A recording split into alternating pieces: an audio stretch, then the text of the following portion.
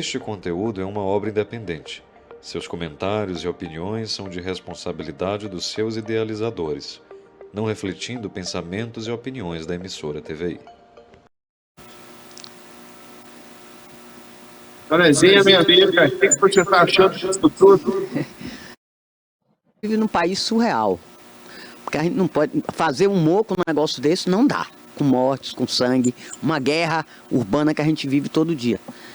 Eu quero saber de você, porque como advogado, saber jurídico, quero saber agora, o governo está estudando uma forma de ajudar as famílias desses pessoal, dos faccionados, que é o termo da moda, mortos na operação, aí no complexo do Alemão e no complexo da Penha.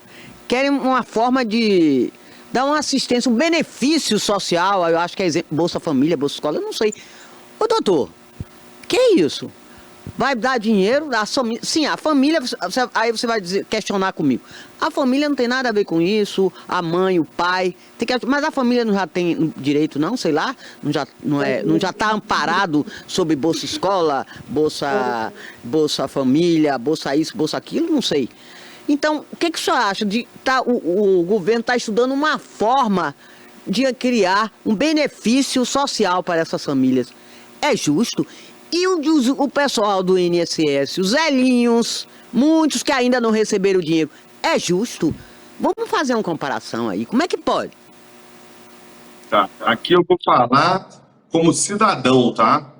Não vou falar como advogado, como jurista, como operador do direito e nem estudioso de filosofia, né, de ciências sociais.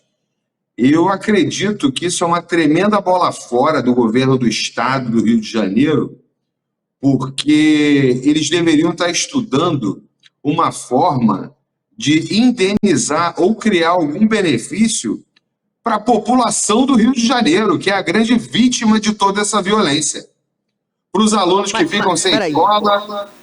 Peraí, doutor, desculpe interromper. Mas quem está estudando isso é o governo federal. Ah, piorou. Tá estudando, é o governo de Lula, não é o governo do estado de Cláudio Castro, é o governo Lula que está estudando uma forma. Medida meramente eleitoreira, visando apenas o voto de cabresto em 2025 e ano que vem, 2026, a gente percebe aí que isso aí não passa de uma compra de votos. E o que ele deveria estar fazendo era promover a segurança pública para o Estado, para o cidadão de bem, aquele que cumpre a lei, aquele que mantém o Estado. Esse sim deve ser o beneficiário final de qualquer atividade, de qualquer pensamento sobre essa questão do ocorrido na operação que culminou ali naquela quantidade absurda de mortos. E eu estava vendo algumas imagens, Toné, como eu falei, eu não sou a favor de pena de morte, eu não sou a favor de execução, não sou a favor de matar bandido, não sou a favor de matar ninguém, tá? Eu acredito que existem leis e que as leis devem ser cumpridas, isso é o que eu acredito. Principalmente pelo Estado e seus agentes. Eu percebi em algumas imagens feitas nas câmeras corporais dos policiais, as imagens, obviamente, foram selecionadas, né? As que nos foram exibidas ali nas grandes redes de televisão, e inclusive a grandiosa TVI também transmitiu algumas,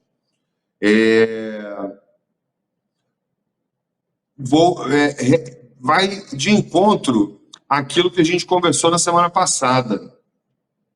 Os policiais agiram em legítima defesa, não houve qualquer execução ali. O policial está ali andando, né, formação policial, para invasão do território, de repente é recebido a bala. Ele tem que mandar bala de volta para resguardar sua própria vida. Então, eles foram atacados, eles não foram os agressores. Eles foram violentamente recebidos lá na comunidade, lá, né, naquela floresta, lá naquela mata, que eu esqueci o nome agora, eles foram violentamente recebidos lá e tiveram que responder. Por serem bem treinados, acabou que eles foram vitimados em número muito menor que os supostos traficantes. Então, volto a falar, o benefício tem que ser para o cidadão de bem, ele sim é a vítima disso tudo. Você falou aí, é a Serra da Misericórdia. Serra da Misericórdia. Serra da E Misericórdia, ali Deus onde tem foi o grande misericórdia confronto. naquele lugar mesmo, viu? Ô, Abra, mas você como carioca, você conhece bem ali, aí é Zona Norte, né? O Complexo do Alemão e a Penha, na Ali é Zona Norte, né? uma área sinistra. Eu precisava passar, às vezes, ali embaixo do pé do morro, na Avenida Itaoca, que fica de um lado do Morro do Alemão, né? É do Complexo do Alemão. Passava na Avenida Itaoca e é um lugar meio dark mesmo, tá? Ele é meio assombroso. Quem passa ali, passa com receio. Não dá para passar feliz, não. Agora, Mas eu teve nunca frequentei o Morro do Alemão, não. Ô, Abra, tem uma novidade, que não é tão novidade assim, mas foi o Fórum Brasileiro de Segurança, que disse que 28 milhões de pessoas vivem em áreas dominadas por facções. Pô, isso é uma vergonha, para um país como esse. Quer dizer que 15% da população brasileira. Né? E isso. Agora, o que o governo fez até agora? Nada. Aí fica criando PEC de segurança, mas só teoria, não é teoria. Você tem que pôr em prática. Fica Lewandowski, aí, o ministro da Justiça, falando besteira, falando nada por nada, viajando. Tá viajando na maionese. Que essas facções já existem há muito tempo. Toné, na verdade, ele não está falando besteira, tá? Eu entendo diferente. Que o universo em que as pessoas do primeiro e do segundo escalão vivem é um pouco diferente daquele universo vivido pelo cidadão médio. Eu entendo que o ministro, né, Ricardo Lewandowski, que é um homem que tem uma clareza de visão muito grande, ele tem um conhecimento invejável, o currículo dele é maravilhoso e ele é plenamente capaz de exercer esse cargo de forma muito boa. Mas ele depende de informações. Ele não tem a vivência que o carioca tem, que o tijucano tem, que o morador de São Paulo tem, que aquele morador lá de determinadas regiões de Recife, de determinadas regiões de Salvador, de Jequié, ele tem as informações, mas ele não conhece em profundidade o que acontece naquela região.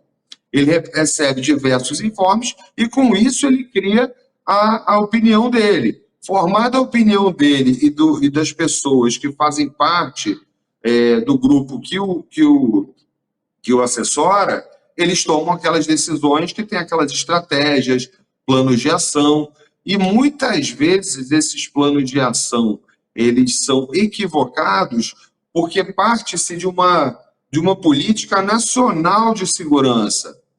Quando a política, a gente deveria ter, sim, uma política nacional de segurança, mas deveríamos ter diversas políticas estaduais e também para determinados municípios, políticas próprias para aquele município. Então, a gente precisaria pensar de forma global, no Brasil inteiro, falando da segurança interna, uma política nacional e políticas regionalizadas, que ainda poderia, além de cada estado, cada região, cada estado, poderia contemplar determinados municípios que tivessem questões mais peculiares, como o Rio de Janeiro, como Salvador, por exemplo, também, como São Paulo, a questão da Cracolândia, as ramificações do PCC e todo o modus operandi do PCC, que é único também.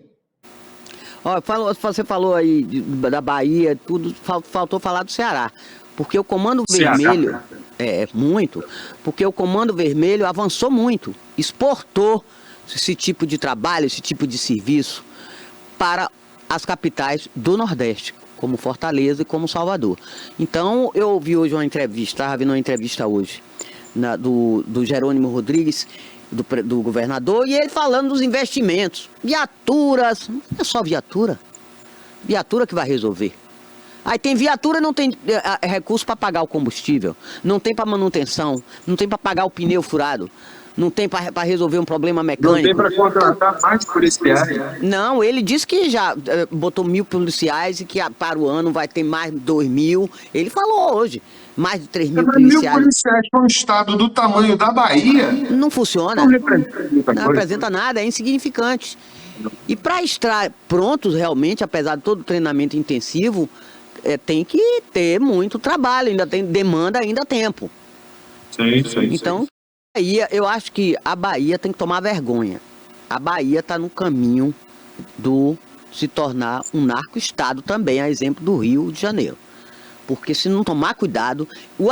Eu gostaria até de saber, se ele desse uma opinião, o avanço do Comando Vermelho vai se igualar ao PCC ou eles são... Não sei, porque eles estão exportando. Eles estão exportando as franquias. E o pessoal, inclusive, muitos bandidos daí do Ceará e da Bahia estavam escondidos lá nesse complexo, lá no Rio. E lá eles passam por um treinamento e tem tudo, mas eles pagam. Eles pagam lá os chefões da facção para ficar lá escondido e participar de treinamento. Tanto que tinham 6 da Bahia lá. Não é? Estavam no Rio. Esses foram mortos, né? Agora, eu quero saber... Eu estou valendo de muita coisa, né, por causa deles. Quero saber, assim, esse avanço, não sei se você poderia fazer uma avaliação do Comando Vermelho. O Comando Vermelho poderá ultrapassar o PCC? Toné, eu não tenho dados concretos, né? Não tenho dados muito sobre isso, eu vou falar do que eu acho, tá? Do meu sentimento com relação a isso. A gente tem essas duas grandes facções que atuam hoje em nível nacional. O PCC tem ramificações, segundo informações que são públicas, né, que já foram divulgadas pela mídia, em outros 26 países. E se descobriram 26 países, eles já devem estar em pelo menos 52. O PCC ele tem um modo de agir completamente diferente do Comando Vermelho, porque o Comando Vermelho ele se dedica basicamente às atividades criminosas em si, né? Pelo menos até onde eu tenho conhecimento. O PCC ele já tem um grau de refinamento muito maior. Eles são Ele tem empresas... São mais intelectuais. Segundo já me falaram, o PCC é a 4ª ou 5ª maior empresa do país em faturamento anual. E aí a gente fala dos negócios globais do PCC, não sei se é verdade, tá? Foram coisas que eu ouvi, onde eles atuam no tráfico de drogas, de armas, combustíveis, eles têm redes de postos de combustíveis, distribuidoras de combustíveis, distribuidoras de alimentos, e os negócios mais diversos. Por fim, a gente encontrou as fintechs ligadas ao PCC, né? Então, assim, você vê que existe uma atividade muito bem estruturada fora da atividade criminosa propriamente dita. Então, eles ainda têm perfis diferentes, mas nada vai impedir que o Comando Vermelho também atue de uma forma diferente, porque a gente está em 2025, é muito fácil hoje você criar instituições de pagamento, né? O Banco Central agora começou a criar umas novas barreiras, que vai dificultar muito. Então, o dinheiro circula com muita facilidade, embora deixe rastros, porque o dinheiro é eletrônico, o Pix, o cartão, a TED. Eu entendo que o Comando Vermelho provavelmente vai seguir para um caminho de ter